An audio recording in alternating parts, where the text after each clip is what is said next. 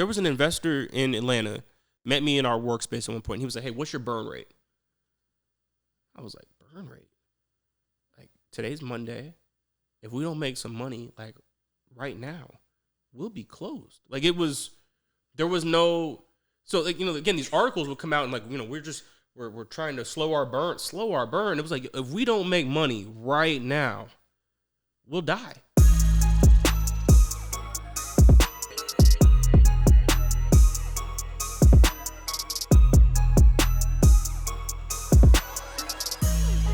What's up, you guys? Welcome back to the More Rounds podcast. I'm Kim Lewis, CEO and co-founder of CurlMix. And on this podcast, we talk about how to fund your business, whether that be cash flow, debt, credit, or raising money from investors. And today, you guys, we have none other than Ryan Wilson from The Gathering Spot here with us. And I'm so excited to talk to him. I'm a huge fan. I'm also a member. I've been to Gathering Spot in Atlanta, in LA. I was in the Connected Cities in Chicago for different events at Google. And so I'm a huge, huge fan and customer. But before we get into this episode, we have to cheers. Cheers. Cheers. All right. Wonderful. Okay. So Ryan, this podcast is about funding, and we will get to how you funded The Gathering Spot, but would love to know, like, your founder story, how you guys got started, and how you got here. I didn't want to be an entrepreneur, is the short version of the story. I grew up wanting to be an attorney, and for me, that was the best way to help folks in my community, so it didn't really matter. Age 5, 15, that was the plan. Ended up leaving Atlanta to go to Washington, D.C., and I was government major, went to law school, and came back to Atlanta for a summer, and that's where things started to change for me. I was working at a law firm, and I just did not enjoy the experience. It was tough, and it was the same summer that George Zimmerman was on trial for Trayvon Martin's murder, and I had been doing some community organizing work in D.C., and I got an email as soon as he was acquitted that was like, hey, what are we going to do? And I responded back to them saying, hey, look, we should build a place where we can have this conversation. Next day, I sent that same concept to my then roommate, now business partner, TK, and we've been running that ever since. So that was July of 2013. What kind of lawyer were you trying to be? So that changed too. When I got to law school, for me, I wanted to be a civil rights attorney, and then I realized that there aren't that many civil rights attorneys. So I was pursuing more of an employment law track, but I didn't know. I mean, I was taking every single class that you could imagine, trying to just figure it out. What was sad about that time, though, for me is that I really didn't enjoy the experience. For me, everything in law was about trying to figure out what someone else said about what we should go do. And I was like, well, I came here to like make my own arguments. It felt like a mismatch. So when we started talking about the business seriously, it was like, okay, I think that there's no better time than now. Let's jump in and try to make this thing happen. And how old were you at that time? 22, going on 23, when we got seriously started trying to make the business happen. So it took us years. I mean, we didn't start actually trying to raise money until probably a year in on just working on the idea. And then I graduated from law school in 2015, and we started to really go for it after that. So 2 things. One, you wanting to be a civil rights attorney, and then based on what you do now and where you are today and the philanthropy and the Gathering Spot makes so much sense, because you're like, hey, this is not active enough for me. I want to do something that's more proactive and less reactive. And I kind of feel like regular law is reactive. It's like something bad happened. Now we're trying to fix it. And I think that's really, really interesting. But you instead said, you know what? I know I'm supposed to be an entrepreneur. I'm going to take what I know as an attorney and then build a business from this. Yeah, I mean, the other thing that I saw in the law firm that was interesting was that it was like the only way to become a partner in these firms was to have someone cut you into their book of business.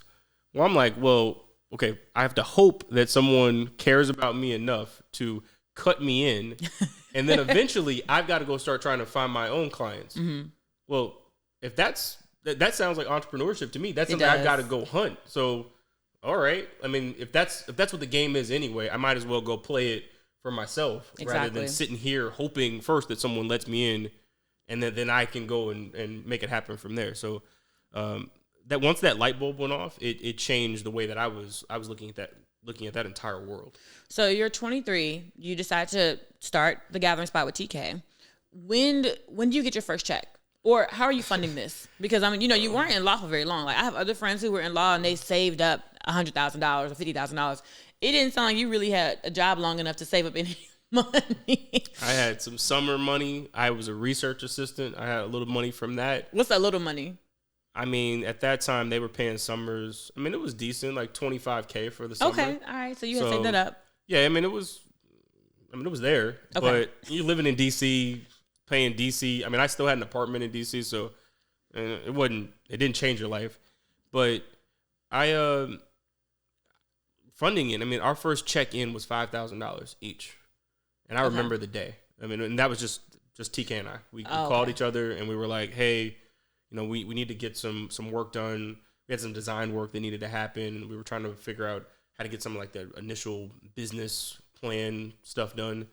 And we put $5,000 in. And we've been talking to some other people that were interested in doing the business with us potentially. And that call for that first $5K changed everything. So it got down to just TK and I at that point. And what were y'all doing with, I mean, y'all have a building model, right? Mm-hmm. So what were y'all doing with the first 10? Like, oh, it went super quickly. I was like, that's not enough. No. I mean, our first round was over $3 million. So that first little money in was like, it was really just to like hire our attorney, hire the first person that was going to design our logo. Of course you would hire an attorney first. Oh yeah, no. I knew that we were going to have to surround ourselves with people that were experts in things that we didn't know. So we had lawyers, we had accountants, even before there was any money to account for. Like we had all of the services around us. Wow. We knew too that we were going to need a designer. And so, I want to put a pause on that only because most entrepreneurs hire the designers and the creative first. And instead you hire the ops first, which I think, it's funny. My friend says that she thinks attorneys build the best businesses. Because they think about all the things that could go wrong and then they put the things in place so that it doesn't go wrong. I probably didn't get a trademark to maybe a year into business. So that's funny that you... we didn't go that far, but like on the legal front, we were having hard conversations up front. We were talking about what, like in the worst case scenario, if we've been roommates. So like, it wasn't like we didn't know each other. Mm-hmm. But if we absolutely can't stand one another, what happens then? Ooh. And we were having those sort of, I mean, they were tough conversations because we both knew that there was a possibility that we would get to whatever that bad place was. And we needed to have some governing docs to help us decide what would happen next. So, I mean, TK was leaving his job, right? So yeah. And what was TK doing? He was working at Fannie Mae at the time. Okay. And was so managing. Finance. It was in finance, yeah. And so that honestly is the reason why we were working together. I think a lot of folks hear these co-founder stories and it's about being friends. We were not there because we were friends. We were there because I had an idea. He had a background in finance and accounting and could help build a model around that idea. Where'd you guys meet? At Georgetown. We met at an undergrad. And so you guys just were like classmates? Classmates, and then roommates. Like we lived together for most of the time. Have you guys ever gotten into a really bad fight? Watching on YouTube, unfortunately, is not enough. If you've learned anything from my podcast, please, please, please leave me a review on Spotify or Apple Podcasts. I would be so appreciative, and you would help further the progress of this podcast. Now back to the episode. Yeah, which one you want to talk about? Which one you want to talk about? Look, we have a deep respect for one another, but we have not always gotten along at all. I mean, we're very competitive people. Yeah. And I mean, that's part of the thing in the early days where it was like, look, I'm not going to let him outwork me. And he has that same attitude. I'm like, he's not going to be able to put more into this than me either. But no, that leads at times to a lot of different conflicts. We have tried to stay in each other's swim lanes. So if it is about something that is connected to the finance or like accounting of the business, that is his domain. I will give commentary on it. I'm there. Yeah. But if Ty will go to him if we're really not in agreement. And then for stuff that's in my wheelhouse, it's the same sort of way. So in 2015, you guys go out to raise money. How long did it take you to raise the $3 million? Year and a half. Man, and we started counting how many no's. It was 97 straight no's before the first check. How did you know you needed to raise money instead of, I'm going to try and do people will tell you could bootstrap, or they could tell you could do different things, or you can go buy a building. You had $25K in the bank. Like, you didn't need, like you could have bought something and makeshifted and all the things, Unfortunately, for just what we were building, it's brick and mortar, right? Like, we have physical space. And so 2 early challenges. You've got to find a building, and you've got to design that building to have every gathering spot as event space, restaurant, bar, and workspace. So we needed someone to design it. And we wanted to have some great designers on the project, so we knew that was going to be expensive. To get into real estate, you need capital, right? And we had like 2 conversations quickly with some banks on what was possible, and saw pretty fast. It was like, look, if you didn't have money, there wasn't a conversation really to have there for real.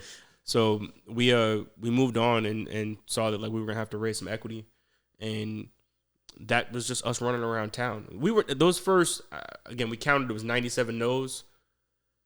I can look back now and say the first like 40 pitches were terrible. We weren't. Why were they terrible? Just the fundamentals of of the business for us, like. We kind of knew them. What were you pitching at 40 no's versus like the last 3 yeses? This is really simple, but something that I missed. At the end of the day, investors want to understand how they're going to get their money back. Yes. And as a person that was into the community and how we were going to talk about positioning the company, I would go into these conversations hot on all of that. And then folks would... You was a civil rights attorney. Yeah, so I'm like, we're going to change the world with this thing. It's going to be amazing.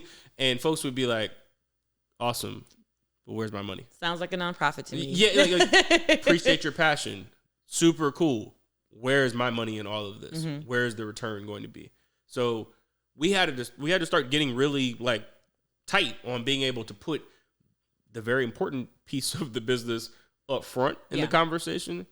And then show them our passion, right? I mean, I've said this thing before because it was frustrating for me. I felt like we were a zebra, but I had to pitch the concept at that point like a horse, because investors could understand the category of what a horse was easier. When I was giving them all the stripes and how complex we are and how the ways I thought we could make money, they were like, it's too much. Give me a category I can understand. And so we started to change the pitch. It's funny. I know this brother now, but I was watching Tristan Walker. He was out west at that point. He's in Atlanta now, but I was watching him as he was building Bevel. Yeah. And I don't think folks in the community give Tristan enough credit, because what he was doing, it changed the way that we approach the business. He was taking a consumer product company and pitching it like a tech company. Yeah. Now, look, there's a lot in that, but during that time, that's what everyone wanted to invest in. They wanted to invest in tech. Mm-hmm. High growth tech companies. They wanted you to be tech, even if it didn't make sense for you to be tech. But so it went from, we're going to build one gathering spot in Atlanta to we're going to build 10 clubs in 5 years, and this is the high growth model that TGS will pursue. And it helped a little bit that WeWork was pursuing a similar type model, and that's the way we changed the conversation. Do you think WeWork's blow up with that documentary affected how people saw the gathering spot? No, I don't think the doc. I mean, it hasn't had much, like the negative side to me hasn't had much of an impact on us, but it was very influential as WeWork was growing. I mean, we're talking about the fastest physical expansion of real estate ever. I think it's like second to McDonald's, right? There's no company. Oh, really? I didn't know that. Yeah, no, like WeWork was getting to the type of square footage that like, it was like the second biggest leaseholder in New York City. I mean, it was just incredible growth. That's crazy, actually. Yeah. When you consider like Hilton fan, like when you consider all these other places, it's like, wait a minute, that's actually kind of wild. No, I mean, they were doing this in like incredibly short periods of time. So, when you got a company that's worth $47 billion. Well, they used to be. But when I'm pitching, they were worth, I mean, it was going up 10, 20. I remember like WeWork's valued at $20 billion. Oh, WeWork's right. I mean, so, and then it capped out at 47. That was hugely impactful to the way that our deal was understood in the market, because although we weren't doing the same thing, folks saw the energy that was happening on the co-working side of the business in that way. And, we had to be prepared to talk about it. Yeah. And, I've been to a WeWork, I've been to the Gathering Spot, I've been to a Soho. You guys are doing something totally different. Like the vibe is different. The community is different. It feels like home almost going to a Gathering Spot versus like Soho feels like a work lunch and WeWork feels like I'm taking an office meeting. You know what I mean? So no, I'm actually super passionate about this point because I think sometimes the community is so quick to try to put a company in a box next to something that they know. And like to a certain extent that makes sense.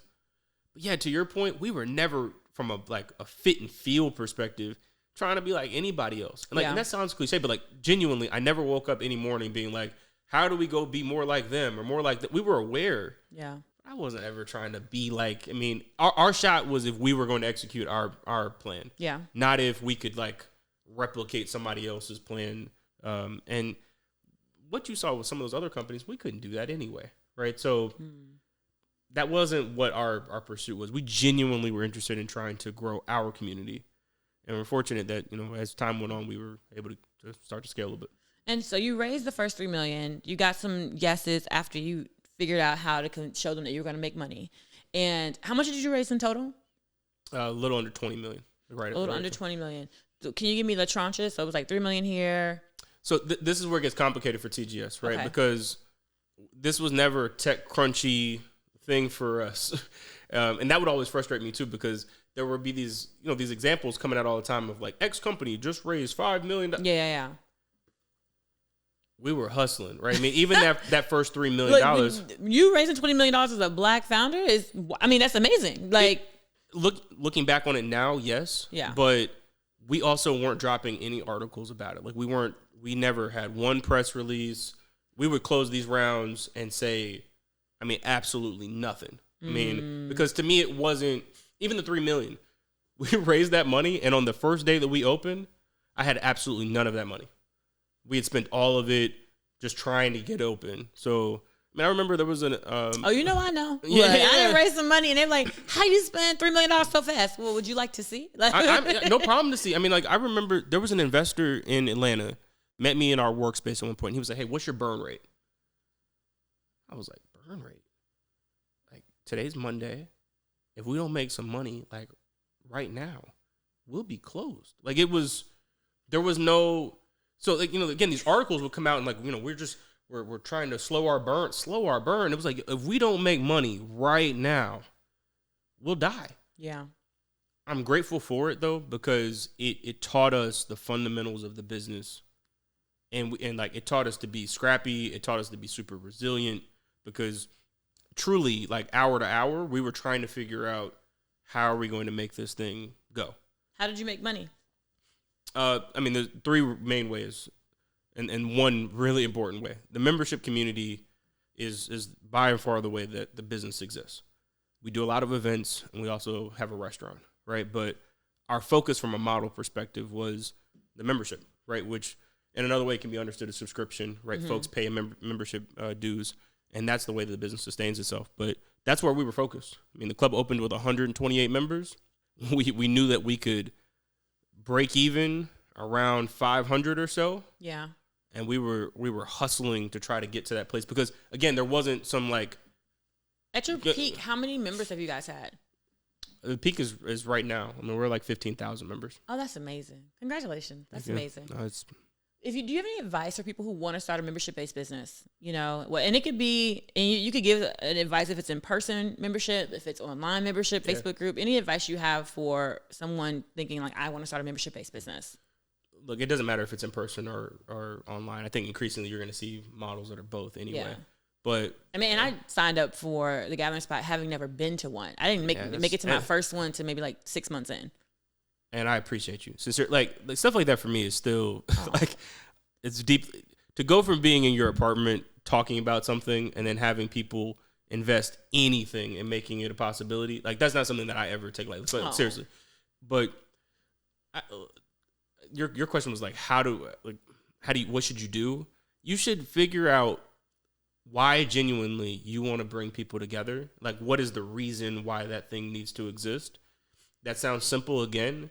But there are a lot of people out there chasing subscription models that are I just need a customer. I just want to have people pay me. And it's sure, but like, why? Yeah. Why does this collection of people need you to come together?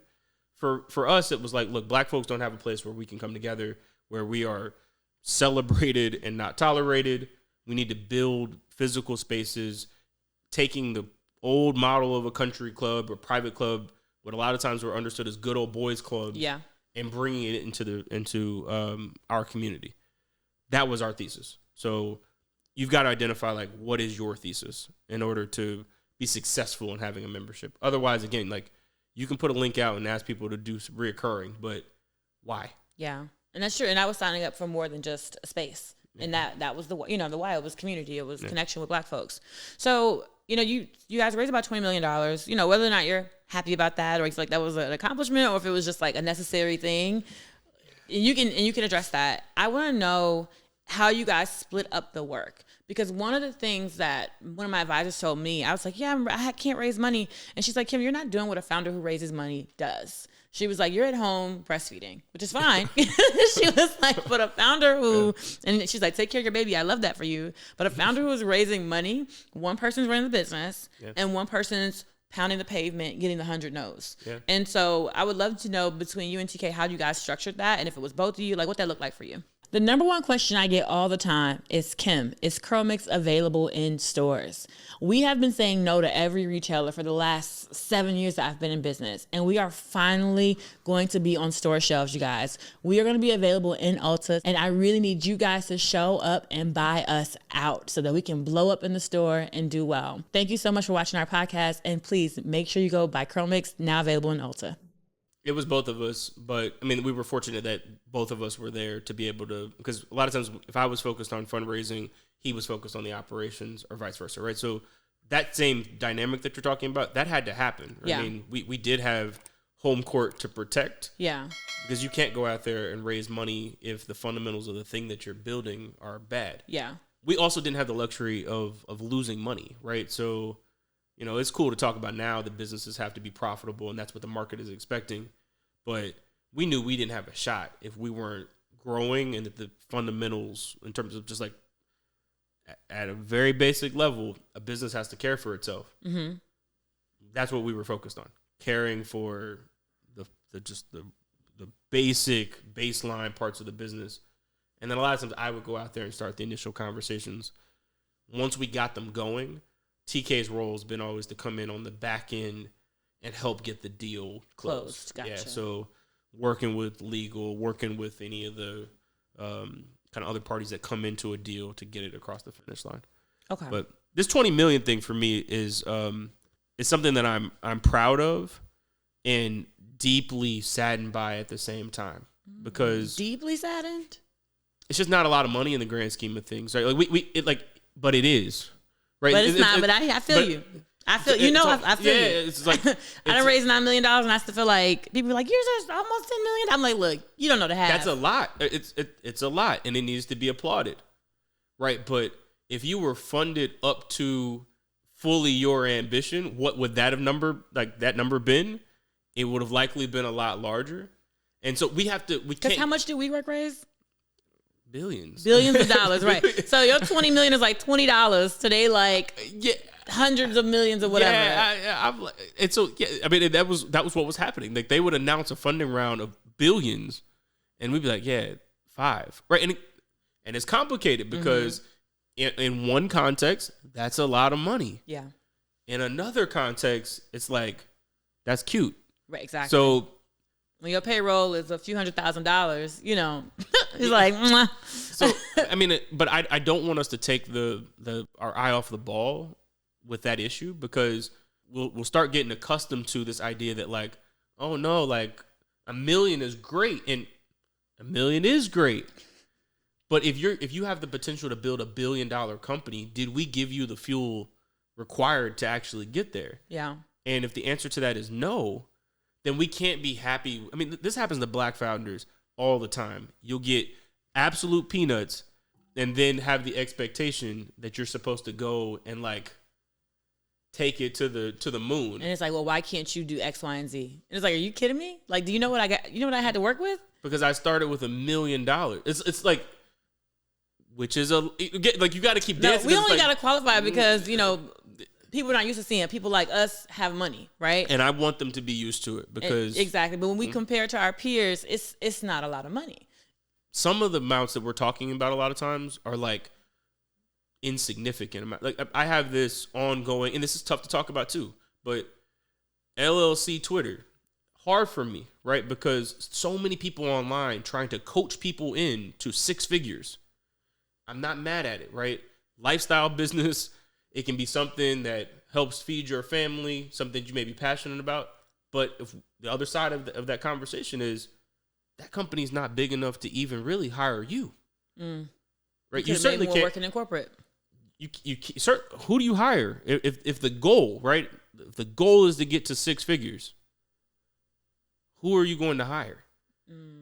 And really, I mean, part of the other challenge is that if you're Black in America, the likelihood that you will work at a Black-owned business ever in your life is statistically so small. And so we can't afford to have a conversation that's about how to have a business that's doing $100,000 a year in revenue when, given just the crisis of employment in our community, we've got to be building companies that are larger than that to give meaningful opportunities to folks in our community. So this stuff is hard. And you say it and then I've had people get mad at me because it's like, what are you trying to say? If you figured out how to get something into the world that's making $100,000 a year, seriously, congratulations. Bravo. All I'm saying is that we need many, many more companies doing way more in revenue than that so that there's a deeper economic impact in the community. Oh my God. So I'm so glad you said this because that was why I started this podcast. I'm a beauty founder. People are like, why are you doing a funding podcast? Because my friends and I have done the most creative things to get to the 9 million that we have raised. People are like, oh my God, you raised 9 million. Yeah, but I had to crowdfund from 7,000 of my customers to raise $5 million. It's not like a VC wrote me a check for $5 million. You know what I mean? And imagine the amount of work, the 9 months of work that went into raising $5 million versus actually just someone just writing me a check from their play money. You know what I mean? So anyway, all right. Yeah, thank you so much for saying that, Ryan. Thank you so much. Now we're about to get into our lightning round, where I have a series of questions that I've asked everyone, and I want to hear your answers. Okay, so first question, and don't ask me anything hard. It's personal. I mean, you say what you want to say. Okay, what's a belief you once had that you no longer have about entrepreneurship, and you can't say that it was easy? That businesses are going to stay small. That like our businesses are destined to be just small things that are there. That we can go build really, really, really big companies. You believe that? Okay, so what do you think it takes for us to get there, though? Because in my mind, there have been several people who come on this podcast and say they don't think VC is for Black founders because we don't continually get funding. So I don't know if you hold that belief. Do you hold that belief? Not exactly, right? It depends on the model, right? It's a longer conversation for me. Like, is the company that you're building a hyper growth business? Then VC could make sense for you. The vast majority of companies, though, almost by definition, are not these hyper growth, shooting for the stars, like boom or bust sort of situations, right? And so that is why I think VC is not appropriate for most people. VC just dominates most of the conversation, unfortunately. Yeah. I mean, we don't have any venture capital inside of TGS. It's all been in family offices. You got 20 million in angels? Basically. Oh, that's dope. Yeah, I like that. No, we don't have. There's no like institutional capital inside of TGS. These are from.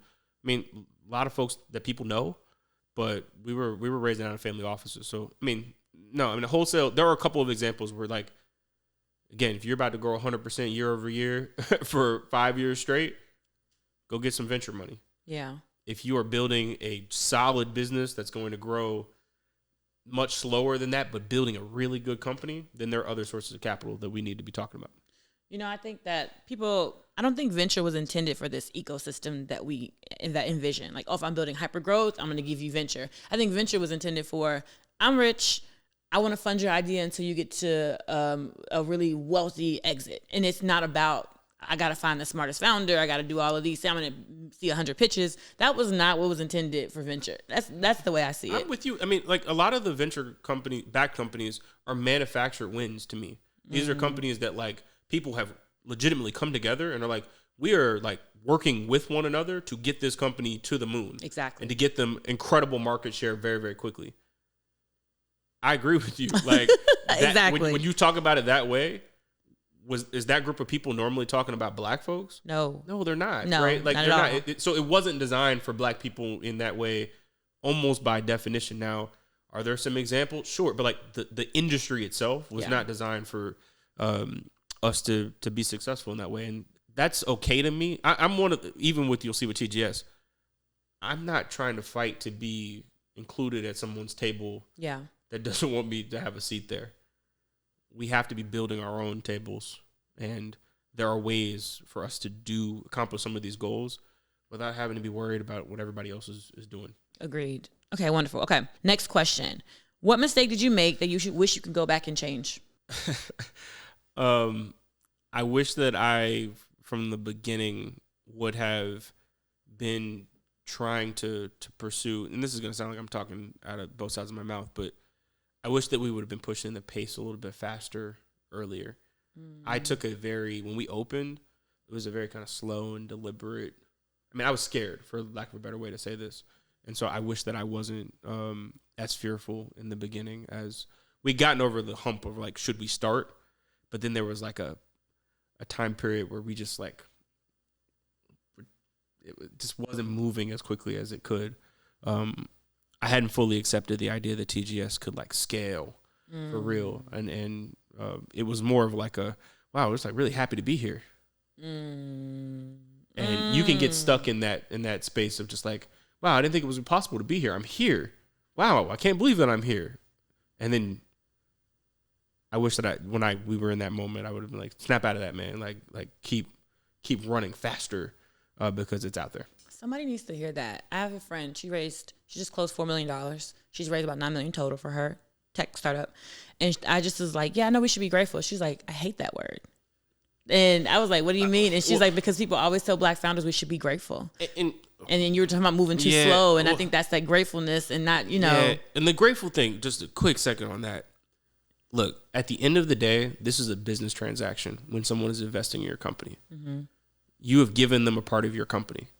And so, yes, you should be thankful to a certain extent, but like this over gratitude thing that we have going on, it has to stop. At the end of the day, like the attitude should be from the founder. Mm-hmm.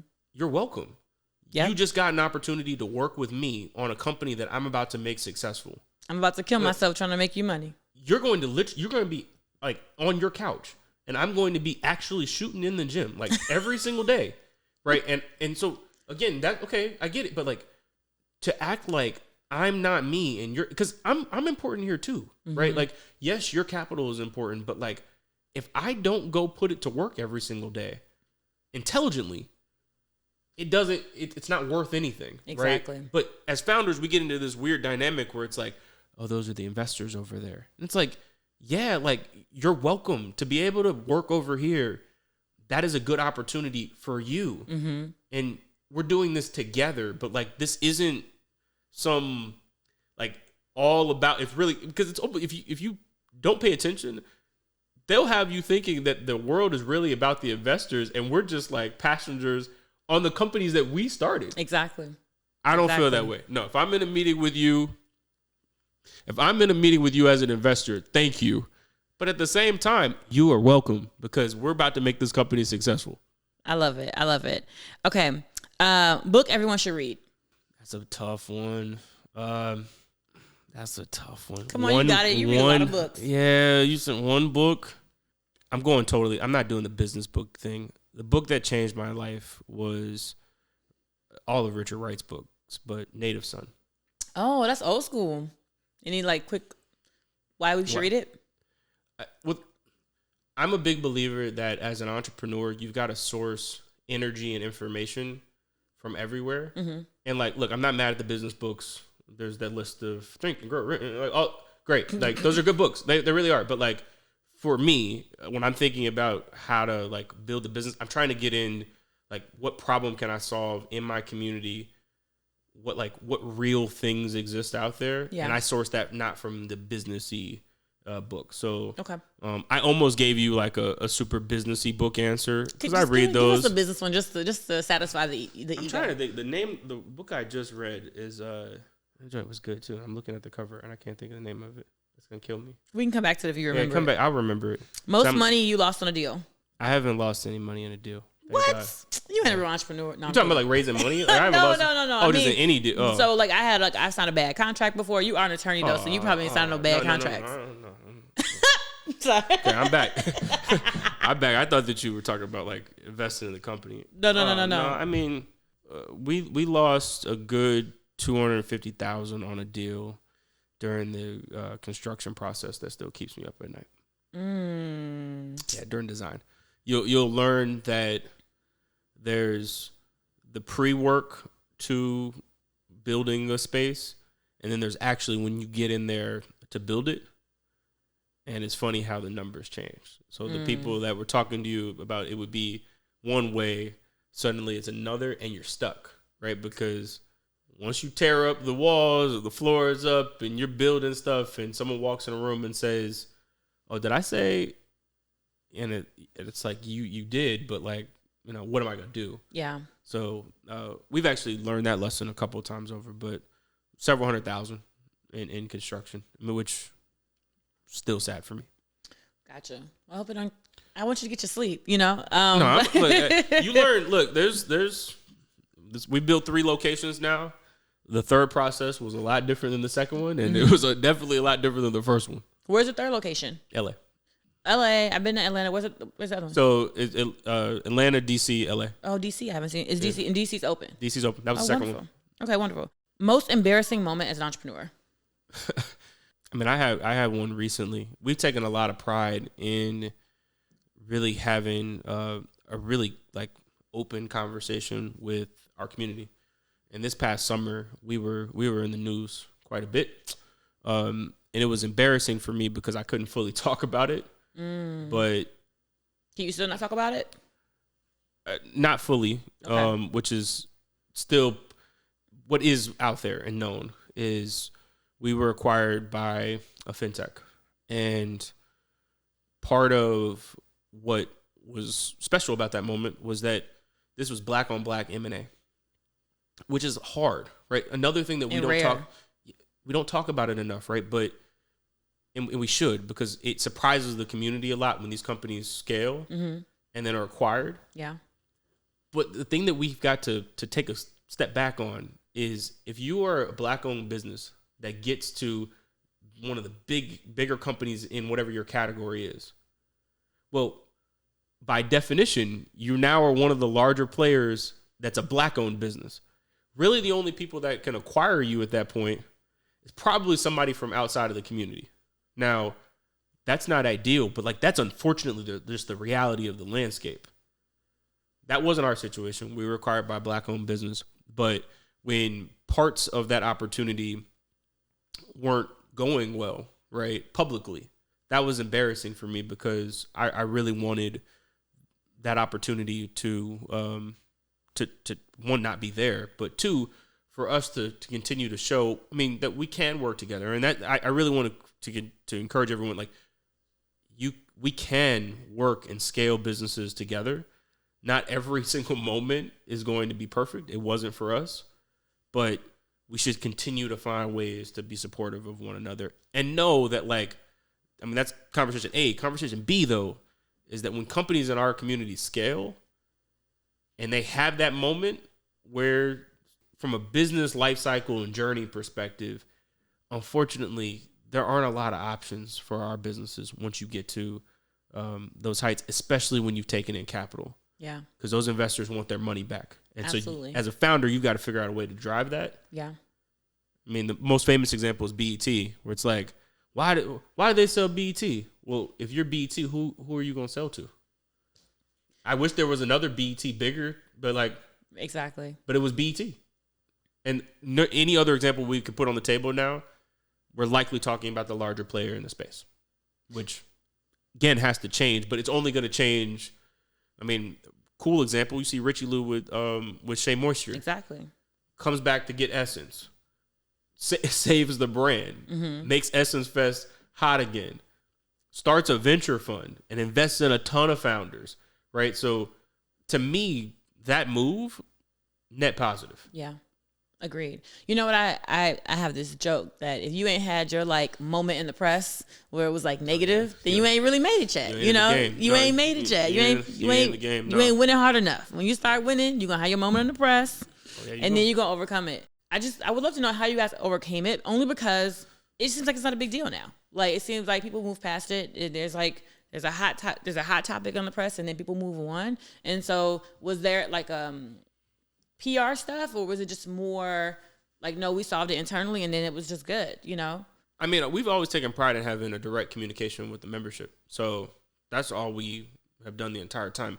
The membership had very specific concerns, but like they weren't about our value, like the gathering spot, right? Yeah. It wasn't about things that like I felt like we couldn't have a conversation about. And I mean, I'll say this, look, the journey is long. There's going to be there's a lot of twists and turns with this thing, no matter what season you're in. And so we just kept reminding ourselves that like we've got to continue to just do our work the best way that we know how to, and it'll work out. That's good. Okay.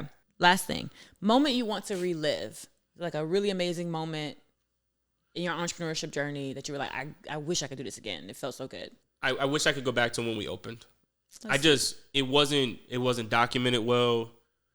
It was stressful during the time, but to now be 8 years removed from that moment, I can't feel it in the same way. It's hard to. I gave an example one time. I feel like entrepreneurs, there's like that artist's first album energy where it's like, you know, it was the perfect producers in the room, and like there was an energy to the time that like you can't really fully express now because it only could have happened then, right? Yeah. Only that group of people. And I wish I could go back to just, we were 24 when I opened, and life's a little different for me now. How old are you now? 33. 33. So, you feel 45, bro. Yeah. 33. No, I'm 33. But like when we just feeling that again, just the energy of like, can we do this? Can we pull this off? Yeah. Like, will it? And just how I was waking up every single day with. I mean, I still have a motor. I can work. Mm-hmm. I don't know if I'll ever be able to work like I was working then, though. Like there was a different urgency to first album. Like you're trying to prove. I'm still on a mission, right? So it had gone away totally, but like that first couple moments of the thing, that's special. That's wonderful. Ryan, thank you so much for coming on the show. I'm super grateful. You've been an incredible guest. Oh my gosh, is there anything you want to leave the people with, and how can we support you? No, look, the community supported, like good people support us the entire time. I don't have any requests there. I mean, we got some exciting news with TGS that I'll be talking about a lot over the next year, right? So I'm looking forward to that. But I just appreciate everybody sincerely. This thing has only been possible because a lot of good people have come together to make it. So I'm excited about this platform too. You coming out the gate with some like. I saw the list of people on here. I'm like, me? What am I doing? Oh, my gosh. So, no, I appreciate you. I'm looking forward to watching this grow, too. Thank you. And where can we follow you? At The Gathering Spot. I'm personally at Spot on RW. Okay, wonderful. All right, guys. That's a wrap. Thank you so much, Ryan, for being here. I'll see you guys on the next episode. And don't forget, check out CurlMix at Ulta.